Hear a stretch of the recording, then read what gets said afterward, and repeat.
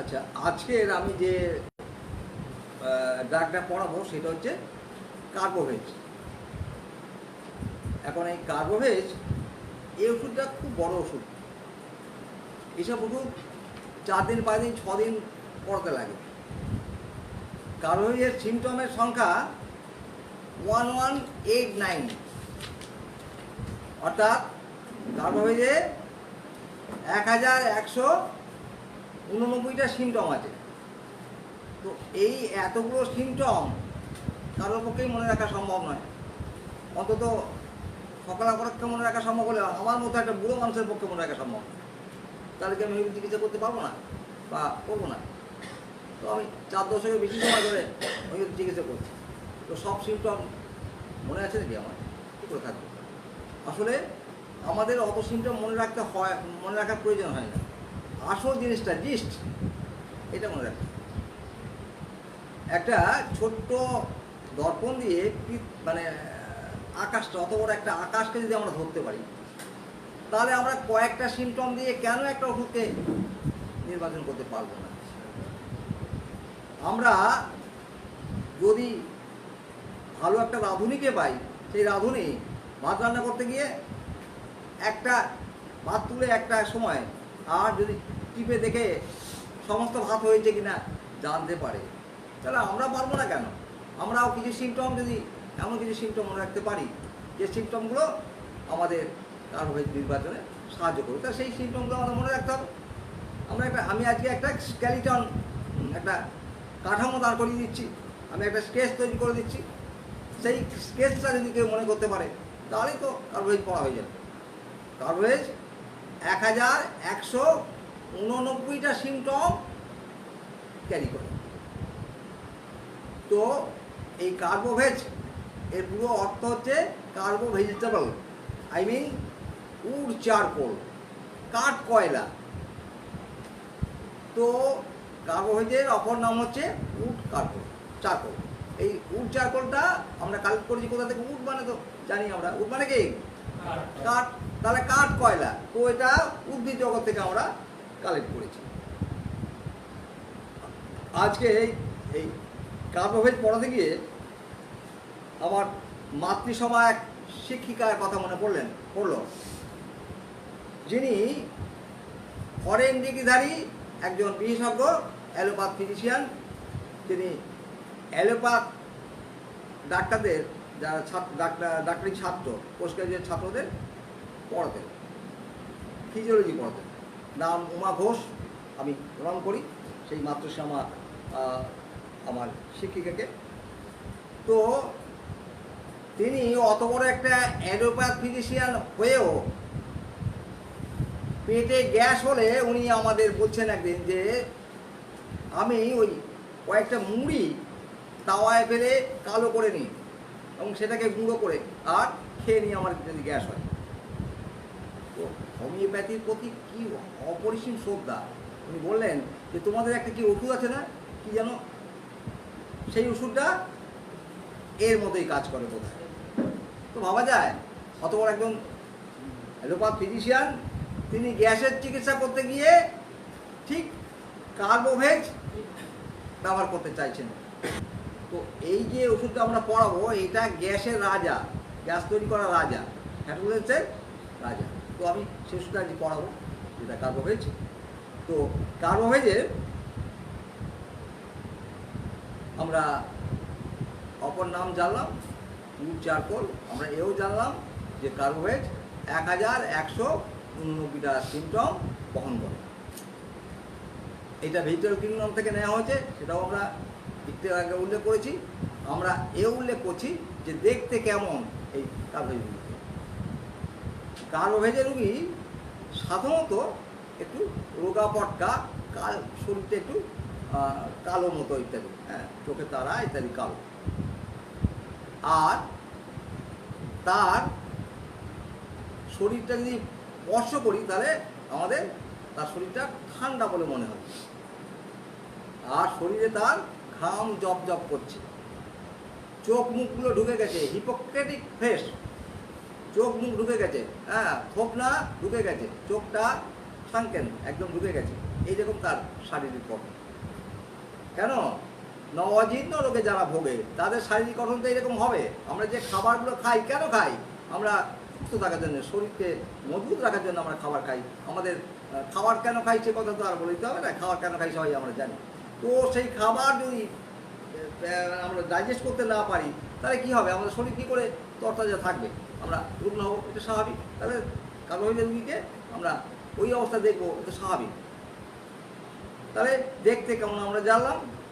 এটার ওই sanguine টেম্পারামেন্টের patient, sanguine টেম্পারামেন্টের patient, এটা হট পেশেন্ট। যদিও হট পেশেন্ট, এর কিন্তু গা যদি টাচ করো তাহলে অত্যন্ত ঠান্ডা লাগবে। এবং এর কি ঠান্ডা নয়, গায়ের যে ঘাম সেটাও ঠান্ডা, এর নিঃশ্বাস পর্যন্ত ঠান্ডা, এর জিভ ঠান্ডা, মানে এর এমনিতেই ঠান্ডা। যদিও এর হট পেশেন্ট, দেখে কেউ একে হট পেশেন্ট হয়তো বলবে না। তাহলে মায়াজমটা কি? সোরা, মেনলি সোরা আছে, হ্যাঁ এসব প্রকার মেনলি এটা শরিক মায়াজম। তবে সিপেটিক সামান্য একটা ইয়ে আছে, আর সাইকোটিক তাও আছে সামান্য 1%, কিন্তু মেনলি এটা শরিক টেন্ড। এখন আমার যে পড়ানো বৈশিষ্ট্য, সেই বৈশিষ্ট্যের মধ্যে আমি বলি যে নামের মধ্যে তার সিমিলারিটি আছে। তো আমি এখন কার্বোহাইড্রেট, এই নামের মধ্যে প্রত্যেকটি লেটারের একটা অর্থ বহন করে, যা মানে কার্বোহাইড্রেট বহন করে, সেটা আমরা একটু দেখে নিই। এটা আমি লিখে দিয়েছি, কারণ কোনো ম্যাথমেটিক্যাল তো এগুলো পাওয়া যায় না। ফলে এটা আমার স্বকীয়তা, হ্যাঁ, এটা আমার মৌলিক একটা প্যাটার্ন, হ্যাঁ। অতএব আমি এটা লিখে নিয়ে এসেছি, দেখে দেখেই বলছি। CARBOVEG, Carbo veg. কার্বোভেজিটেবলস আর লিখছি না, কারণ এটা সময় পাইনি, আমি অত কিছু পড়ার অনেক ঝামেলা থাকে। আমি মোটামুটি কার্বোভেজ এই পর্যন্ত করে নিয়ে এসেছি। যেটা কার্বোভেজ উচ্চারণ করি আমরা কার্বোভেজিটেবল, আমি বুঝতে পেরে যাই। C stand for company aversion to. এরা লোকসঙ্গ পছন্দ করে না, কার্বোহাইড্রেট পেশেন্ট লোকসঙ্গ পছন্দ করে না। A stand for affectionate. Affectionate মানে স্নেহশীল, এরা খুব স্নেহশীল হয়। কেমন? কার্বোহাইড্রেট পেশেন্ট স্নেহশীল হয়। R stand for restlessness, nervousness, অর্থাৎ এরা অস্থির চিত্ত হয়। কেমন? এরা অস্থির চিত্ত হয়।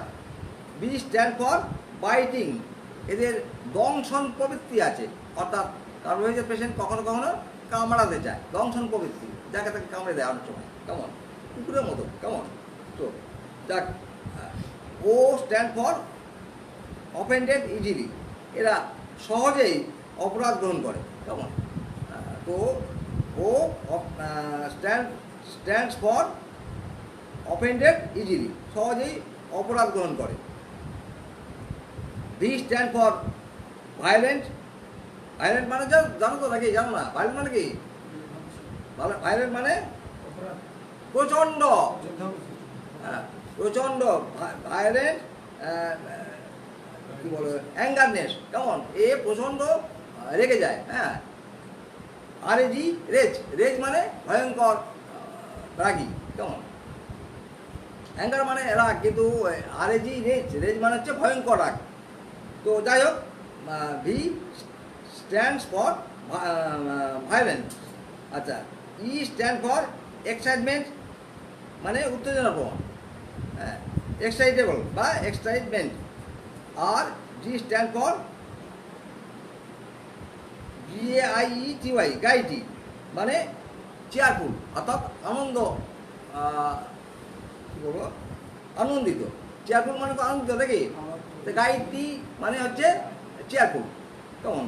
GAIETY, গাইটি, ফুর্তি, আনন্দ, চেয়ারফুলনেস, হ্যাঁ। এই হচ্ছে কার্বোহাইড্রেট ওই নামের মধ্যে তার চরিত্রের একটা প্রতিচ্ছবি। এখন আমরা কার্বোহাইড্রেট এমন কিছু সিমটম নিয়ে আলোচনা করবো, যে সিমটমগুলো ওই কার্বোহাইড্রেট ওষুধকে ইন্ডিকেট করে, কেমন? অর্থাৎ যেটাকে আমরা হেরিংয়ের ভাষায় গাইডিং সিমটম বলি, সেটা আমরা একটু দেখে নিই।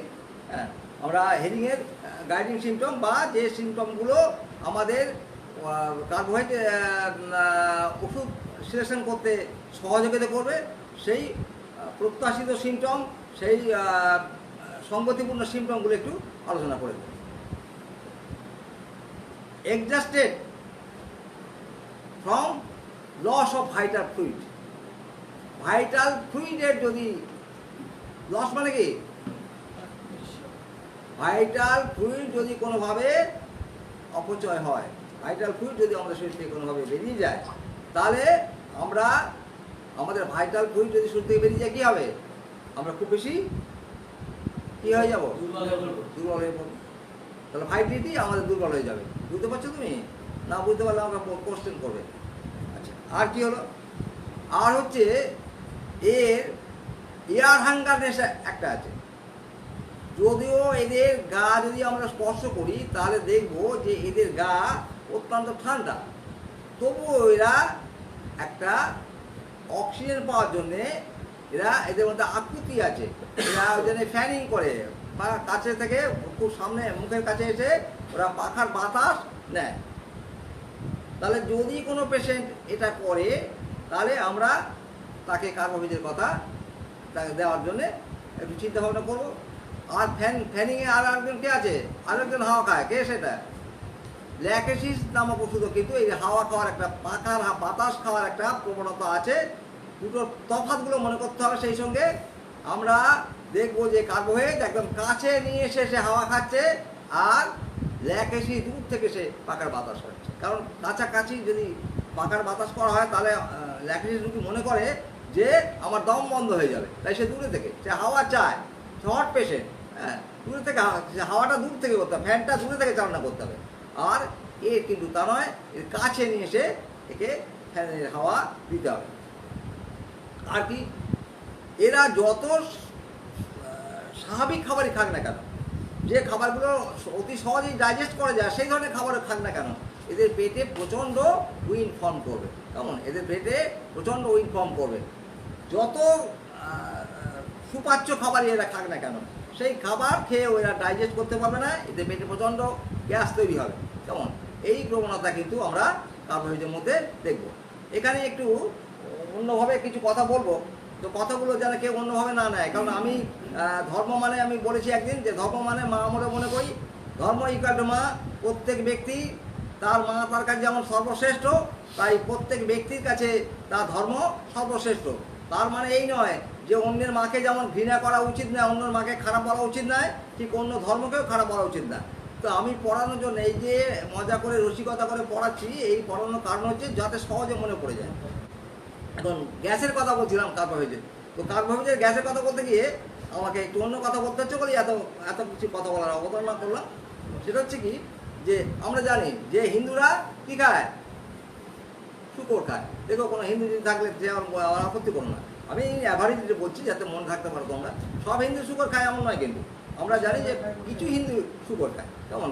যারা তথাকথিত সমাজের, আমি কাউকে ছোটো বড় বলছি না, তথাকথিত সমাজের নিম্নবর্গীয় সেই সমস্ত হিন্দুরা শুকর খায়। আর মোল্লারা তো গরু খায়, সবাই জানে। আর আর কারা? খ্রিস্টানরা গরুও খায়, শুকরও খায়। তা আমাদের এখানে হোমিওপ্যাথি কার্বোহাইড্রেট পড়তে গিয়ে এত কথা এলো কেন? আমরা দেখে নিই যে কেন এই কথাগুলো এলো। এখন এই কথাগুলো এই জন্যই এলো, লাইকোর নিচের পেটে গ্যাস জম, কার্বোহাইড্রেট ওপরের পেটে গ্যাস জম। আর মানে লাইকো ধরা যাক যে হিন্দু, তো তার নিচের পেটে গ্যাস জমছে। আর কি বলে, লাইকো হিন্দু, তার নিচের পেটে গ্যাস জমছে। আর কি বলে, কার্বোহাইড্রেট হচ্ছে মোল্লা, তার ওপরে পেটে গ্যাস জমছে। আর ওই খ্রিস্টান হচ্ছে চায়না, তার সব জায়গাতে গ্যাস জমছে, মানে ওপর নিচে গ্যাস জমছে। ওরা মনে থাকবে না, মনে থাকবে না, এই গালাগাল দিচ্ছি না রে, গালাগাল দিচ্ছি না, ভালো মাথায় ডাক এইগুলো। কেমন? এগুলো এই মনে পড়ে যাবে যখন তোরা প্রেসক্রিপশন করবি, দেখবি এই কথাগুলো মনে পড়বে। কেমন? তাহলে আমি কি বললাম? আমি বললাম যে হিন্দুরা শুকর খায়, মুসলমানরা গরু খায়, আর খ্রিস্টানরা কি খায়? শুকরও খায়, গরুও খায়। অর্থাৎ গ্যাস নিচের পেটে যদি হয় তাহলে লাইকোপোডিয়াম, আর ওপরের পেটে হলে কার্বোহাইড্রেট, আর সর্বত্র ওপর নিচে যদি গ্যাস হয় তাহলে হবে হ্যাঁ খ্রিস্টান বা চায়না। হয়ে গেল। এবারে আমাদের জানতে হবে অন্য একটা কথা, সেটা ওই ধর্ম দিয়ে বোঝানোর চেষ্টা করি। কারণ ধর্ম আর রাজনীতি বর্তমান যুগে এত প্রকট যে এই নিয়ে খুনোখুনি দাঙ্গা কত কিনা হচ্ছে, ওই জন্য এইসব উদাহরণগুলো দিলে বোধ হয় খুব ভালো হবে, তাই এই উদাহরণগুলোর অবদান আমি করছি। লাইকো নিচের দিকে যদি গ্যাস পাস করে তাহলে স্বস্তি, লাইকোর নিচের দিকে যদি, আর ওপর দিকে হচ্ছে, ওপর দিকে এবং নিচের দিকে কার্বোভেজ, কার্বোভেজ ওপর দিকে নিচের দিকে। আর চায়না সে হচ্ছে জৈন ধর্মের, মানে ওপর দিকেও তার স্বস্তি নেই, নিচের দিকেও তার স্বস্তি নেই। আমি আবার রিপিট করছি, লাইকো নিচের দিকে স্বস্তি, কার্বোভেজের ওপর দিকে এবং নিচের দিকে স্বস্তি, আর ওই চায়নার কোনো দিকে স্বস্তি নেই। এখানে একটু ছোট্ট জিনিস ভালো করে বুঝে নাও, সেটা হচ্ছে যদি কারোর মাথা যন্ত্রণা হয় আর যদি গ্যাস পাস করে কেউ, তাহলে তার স্বস্তি হবে। এটা হচ্ছে কে আছে না আমাদের কার্বোভেজ। যদি তার গায়ে ব্যথা হয় তাহলে তার স্বস্তি হবে যদি নাকি সে ওই ফ্ল্যাটাস বেরিয়ে যায়, সেই আপাত মানে উপর দিক দিয়ে হোক আর নিচের দিক দিয়ে হোক, তার স্বস্তি। তাহলে মাথার যন্ত্রণা সঙ্গে আপাতত কোনো সম্পর্ক আছে কি ফ্ল্যাটাসের? আপাতত সম্পর্ক নেই। অন্তত প্যাথোলজিক্যাল কোনো রকমের ইনভেস্টিগেশন করে বা প্যাথোলজিক্যাল কোনো ব্যাখ্যা করা যাবে না যে এই স্বস্তিটা কারণ। ধরা যাক যে তার গায়ে ব্যথা হচ্ছে, সেই ব্যথাটারও স্বস্তি হবে কি করলে না, যদি তার ওই ঢেকুর ওঠে বা মলদার দিয়ে ওই এয়ার পাস করে, তাহলে এটা মজার সিমটম। এই সিমটমের গুরুত্ব অপরিসীম, এটা কনকমিটেন্ট সিমটম বলা হয়। তাহলে এটাকে মনে রাখতে হবে। আর কি আমরা গাইডিং সিমটম বা প্রত্যাশিত কিছু সিমটম নিয়ে আলোচনা করছি, যে সিমটমগুলো দিয়ে আমরা চায়না ওষুধটা, চায়না বলছি কার্বোভেজ ওষুধটা ইন্ডিকেট করতে পারি। হ্যাঁ, চলে এসো। তো এখন এরা ওই কোনো টাইট ব্যান্ডেজ অন্তত কোমরে রাখতে পারে না, টাইট ব্যান্ডেজ কোমরে রাখতে পারে না। আর কে ওষুধ আছে, কোন কোন ওষুধ আছে টাইট পোশাক করতে পারে না?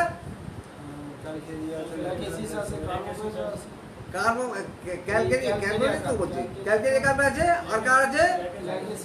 ল্যাকিসিস আছে, আর আছে বভিস্টা।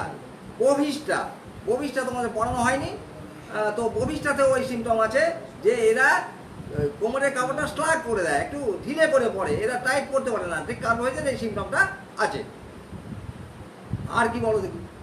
আর যে কোনো রোগের শেষ অবস্থায় মানে মুমূর্ষু অবস্থায় আমরা কার্বোভেজ প্রয়োগ করব এই সিমটম থাকলে। কি রোগ হয়েছে আমার দেখার দরকার নেই, মানে আন্তরিক হতে পারে, হার্টের রোগ হতে পারে, লাংসের রোগ হতে পারে, যে কোনো রকমের রোগ হোক না কেন, যদি এই সিমটম থাকে, হ্যাঁ, তাহলে আমরা কার্বোভেজ প্রয়োগ করবো। কি সেটা না, হঠাৎ করে প্রচণ্ড ঘাম বেরোবে, প্রচণ্ড ঘাম, কেমন, আর তার জিভটা পর্যন্ত ঠান্ডা, তার গায়ে হাত দিয়ে দেখলে ঘামটাও ঠান্ডা, তার কপালটা ঠান্ডা, তার পায়ের পাতা ঠান্ডা, আর প্রচণ্ড ঘামছে। এই সিমটম যদি থাকে তাহলে তথাকথিত অ্যালোপ্যাথ ডাক্তারদের যে নামকরণ করা হয়েছে, করেছেন বিভিন্ন রোগের, অর্থাৎ এটা আন্ত্রিক, এটা জন্ডিস, এটা ইত্যাদি ইত্যাদি, তাহলে এই যে নামকরণ আমরা সেখানে ভুলে যাব। আমরা এই সিমটম করেসপন্ডেন্স করলে যে কোনো রোগের ক্ষেত্রেই আমরা কার্বোভেজ প্রয়োগ করব, তাহলে তার জীবনটাকে আমরা রক্ষা করতে পারবো। মুমূর্ষু অবস্থায় আমরা কিন্তু এই ওষুধের প্রয়োগ করব যদি নাকি এই সিমটম থাকে। কোন সিমটম না, হঠাৎ করে তার প্রচণ্ড ঘাম হচ্ছে। স্ট্রোক হলে এই ধরনের জিনিসগুলো হয়, ব্রেন স্ট্রোক হোক আর হার্ট স্ট্রোক হোক, বা তার যদি আন্তরিক রোগ হয়, এসব হয়, তো হঠাৎ করে কোলাপস অবস্থা চলে গেছে, তার ঘামটা অত্যন্ত তার নিঃশ্বাসটা পর্যন্ত ঠান্ডা, ঘাম ঠান্ডা, গা ঠান্ডা, মাথা ঠান্ডা, পা ঠান্ডা, কেমন একেবারে কোলাপস স্টেজে চলে গেছে, তাহলে রোগের নাম এখানে আমাদের কাছে বড় নয়, আমাদের কাছে এই সিমটমের গুরুত্ব অপরিসীম। এটা আমাদের মনে রাখতে হবে।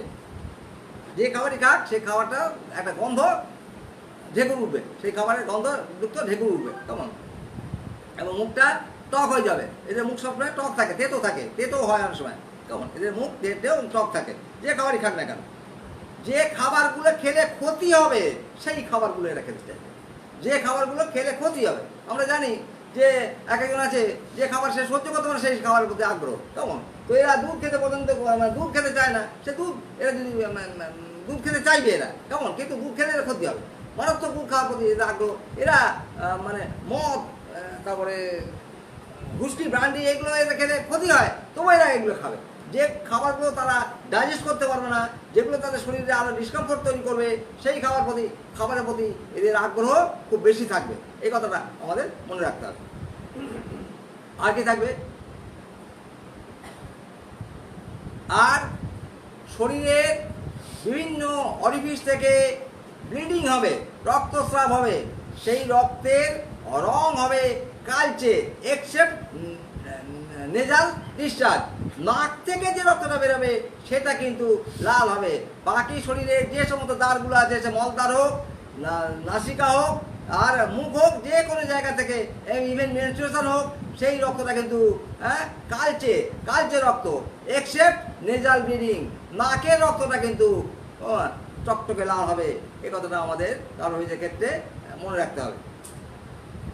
তাহলে আমি বোধহয় কার্বোহাইড্রেট সম্পর্কে একটা স্কেলিটন, অর্থাৎ একটা কাঠামো তৈরি করতে পেরেছি। এখন আমরা মেন্টাল সিমটমটা একটু দেখে নিই। কার্বোহাইড্রেট মেন্টাল সিমটমটা কি?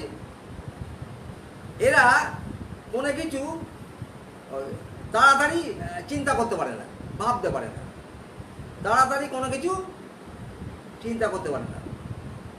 এরা কোনো কথা মনে রাখতে পারে না, সব ভুলে যায়। আর কি? এরা একটু বিষণ্ণ প্রকৃতির। আর কি? আর হচ্ছে আমরা একটু আগে যেগুলো বললাম, এরা কোম্পানি অ্যাভারশন টু কোম্পানি, অর্থাৎ এরা সঙ্গ পছন্দ করে না, একসঙ্গে চলাফেরা করতে পছন্দ করে না, এরা একা থাকতে চায়। যেগুলো আমি একটু আগে বললাম, এরা স্নেহশীল হয়, এরা দংশন প্রবৃত্তির মধ্যে আছে, এরা রেস্টলেসনেস হয়, এগুলো একটু আগে বলে গেছি আমি সেগুলোই আবার বললাম।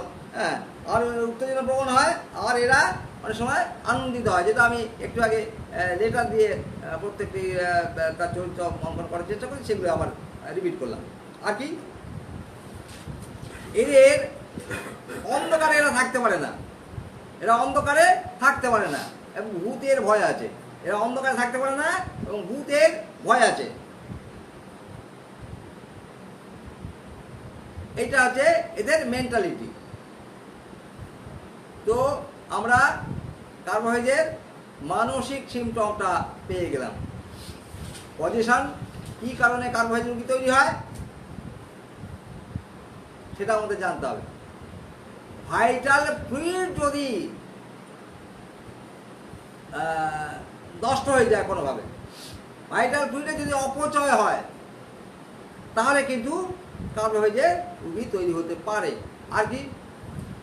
আর হচ্ছে যদি সে পচা কোনো খাবার খায়, salted food, salted meat, salted fish, অর্থাৎ লবণ জারিত মাংস, মাছ, হ্যাঁ, পচা ফল ইত্যাদি যদি খায়, খেয়ে যদি কোনো রোগ তৈরি হয়, তাহলে আমরা কার্বোহাইড্রেটের কথা মনে করব।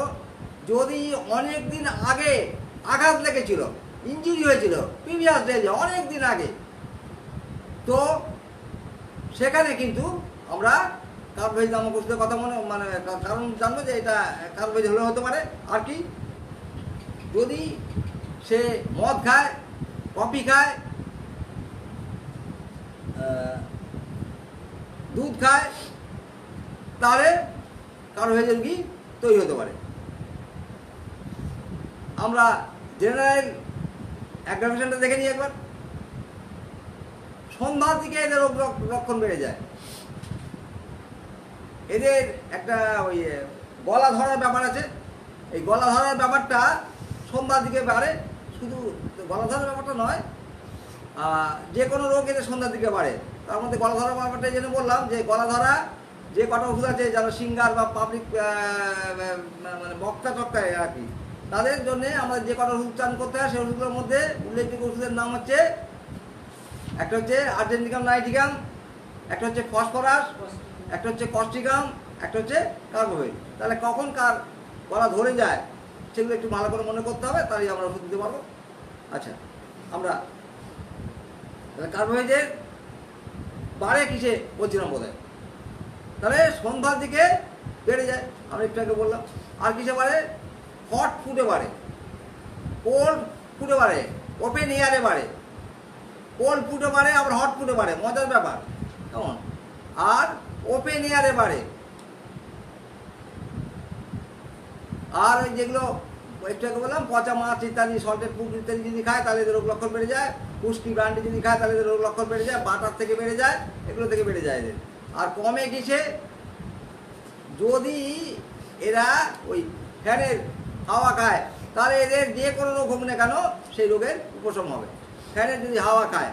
আর যদি কোল্ড অ্যাপ্লিকেশন করে, ঠান্ডা লাগায়, যদি আমরা বললাম যে ঠান্ডায় একটু আগে বললাম বাড়ে, কিন্তু ঠান্ডা যদি লাগায় তাহলে সেই জায়গাটা যে এফেক্টেড পার্টে যদি এরা ঠান্ডা অ্যাপ্লিকেশন করে তাহলে এদের রোগ লক্ষণ কমে যাবে।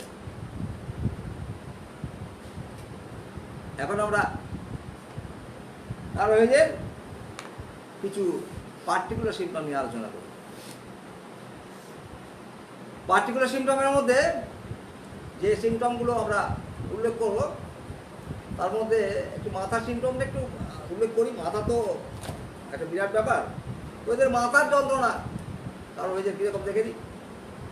কারো হয়েছে মাথার যন্ত্রণা, যে কজেশন বলছি সেই কজেশন যদি থাকে, আর যদি হাওয়া খায় মাথা যন্ত্রণা যদি কমে, ওপেন এয়ারে যদি মাথা যন্ত্রণা বেড়ে যায়, মাথাটা যেন দপদপ করছে, মাথায় প্রচণ্ড ঘাম হয়েছে, মাথাটা ঠান্ডা হয়ে গেছে, এই সিমটম যদি থাকে, আর যদি ইউরিন ডিসচার্জ হয় বা বলে সেগুলো ওঠে, তাহলে যদি মাথার যন্ত্রণা রিলিফ হয় তাহলে আমরা সেখানে কাজ দিয়ে হয়ে যাবে, মাথা ভালো হয়ে যাবে।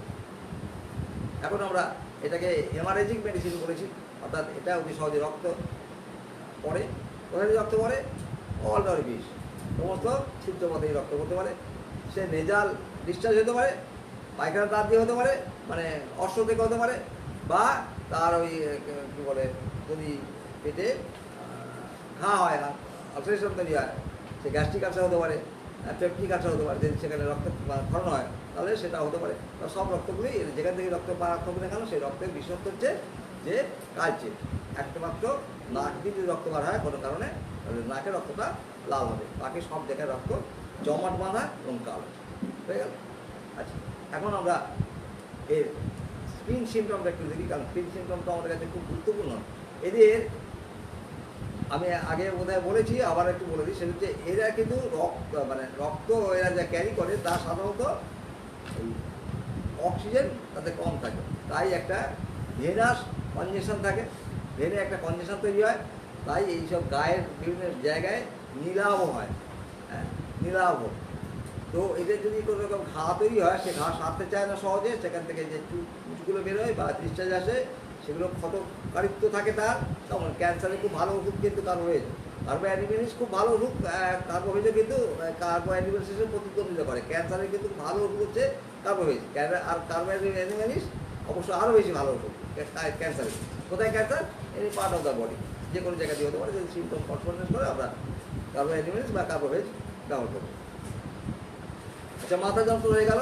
চামড়া রোগের একটু আগে বললাম যে সে বয়েল হোক, হ্যাঁ, আর টিউমার হোক, আর ক্যান্সার হোক, স্কিন ওপরে ক্যান্সার তৈরি হয়েছে, তো সেগুলো পার্পল কালার, হ্যাঁ নীলাভ হোক। পার্পল মানে কীরকম? পার্পল কালার বেগুনি এবং নীল হয়ে গেছে। নীল যদি হয়, হ্যাঁ, আর বেগুনি যদি হয়, তাহলে সেটা আমরা যে ওষুধগুলোর কথা মনে করবো সেগুলোর মধ্যে এটা কার্বনকালের খুব ভালো ওষুধ, হ্যাঁ কার্বনকালের খুব ভালো ওষুধ। অর্শেরও খুব ভালো ওষুধ, অর্শের কী সিমটম থাকবে, সেই অশ্ববলিগুলো একটু নীলাভ হবে। অশ্ববলি বুঝি তো সবাই, পায়খানার দ্বারে হয়, তো সেইগুলো নীল নীল মতো হবে। আর এদের যে ডিসচার্জ যখন ব্লাডার ডিসচার্জ করবে সেটা গরম লাগে, তখন ওই অ্যালো সংরোধনের মতো তখন অস্বস্তি হয় একটা, আর ওই মন্দাটা জ্বালা করে, এইটা এদের থাকে। অর্শের ক্ষেত্রেও এই সিমটমটা থাকে।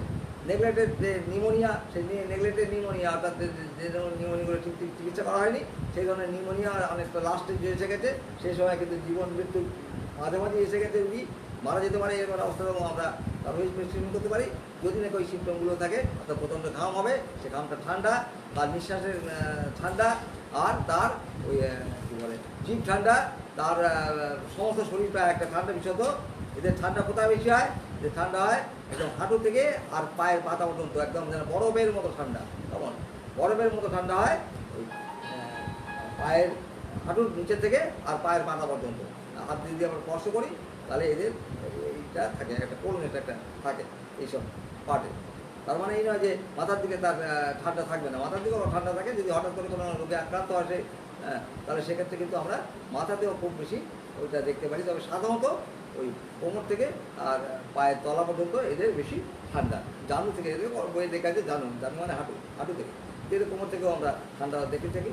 ওর কোনো সময় হঠাৎ কোনো রোগে আক্রান্ত হলে বা যদি সে মুষ অবস্থায় এসে যায়, তার সেক্ষেত্রে কিন্তু সমস্ত শরীরে ঘাম থাকতে পারে, সে ঠান্ডা ঘাম কেমন, এবং মাথাও তখন ঠান্ডা হয়ে যেতে পারে। আচ্ছা, আর কি এটা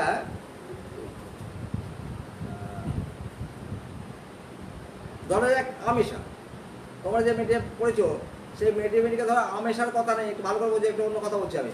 তো মেটেমেটিকায় ওই কার্বোহাইড্রেটে আমেশার কথা নেই।